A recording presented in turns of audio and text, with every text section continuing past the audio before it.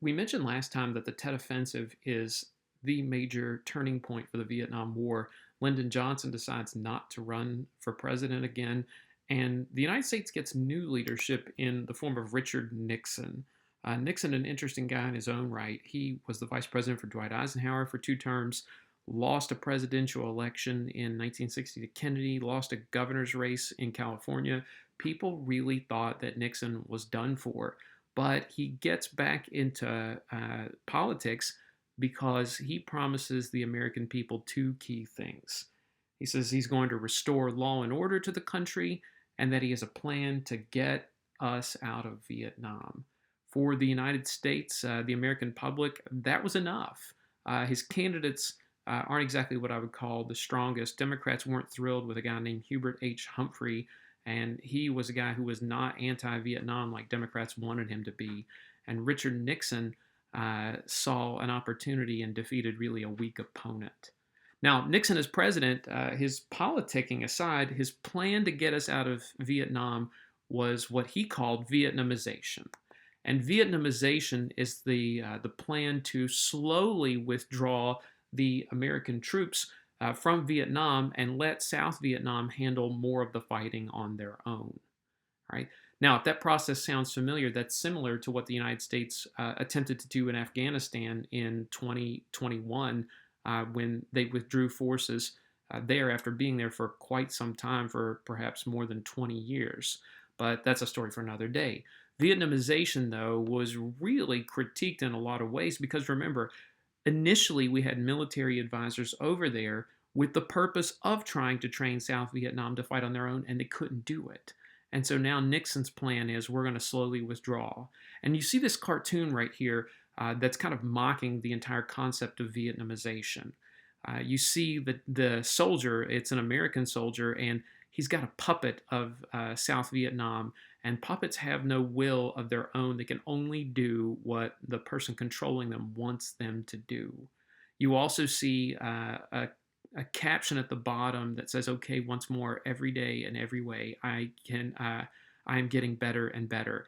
And that is something you'd have to be alive for the time to really understand, that there was this ethos in the 1970s that self-help and just telling yourself that you could do something would make it plausible or able to happen.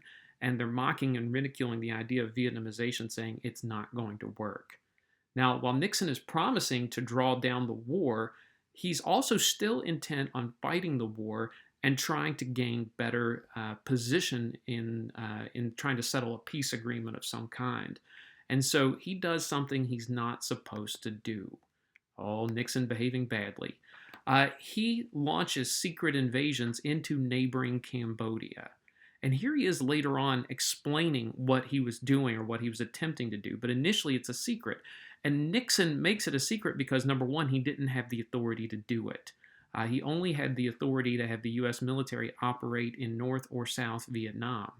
Now, Cambodia, the problem was is that the Viet Cong would hide out in Cambodia where they knew the American forces could not go, and then they would go into South Vietnam and try to strike at the United States and then run back to Cambodia. It's a very good strategy for the Viet Cong, but it made a lot of problems for the United States. So Richard Nixon authorized the military to go into Cambodia and try to hunt down as many of the Viet Cong as possible.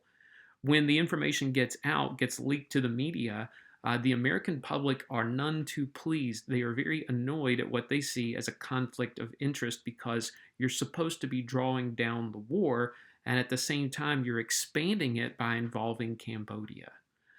Nixon has to kind of back down on this, and by 1973, he is very unpopular. You see scenes like this where people are extremely annoyed with sending troops to Cambodia and large-scale protests.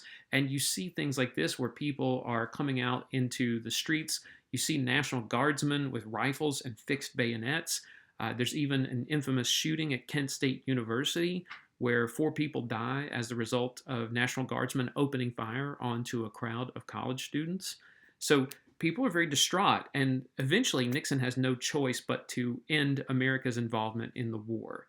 1973, the last American troops are going to leave Vietnam, And we had made the promise to South Vietnam that we would come back in the future if they needed us.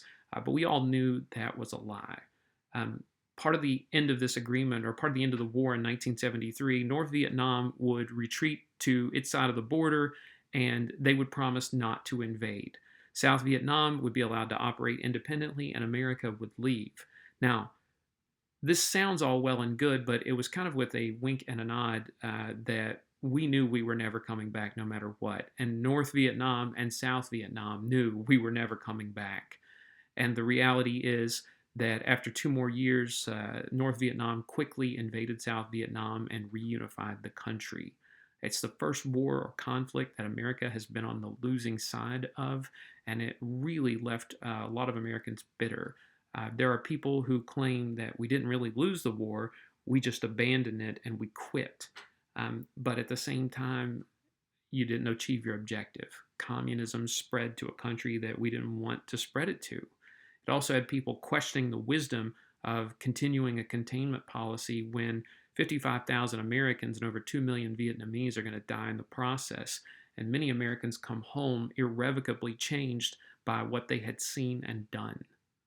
So the United States is really in a bad place at the end of the Vietnam War, but we're not the only ones in a bad place. The last thing we want to mention for this particular chapter is that you're going to see a split, a wedge develop between the Chinese and the Soviet Union.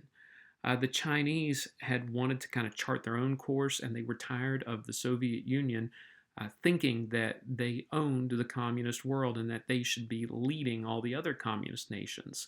China was big enough and strong enough to resist the Soviet Union on their own, and they also had some clashes over various borders. And you're going to see this become a bigger problem in the 1970s.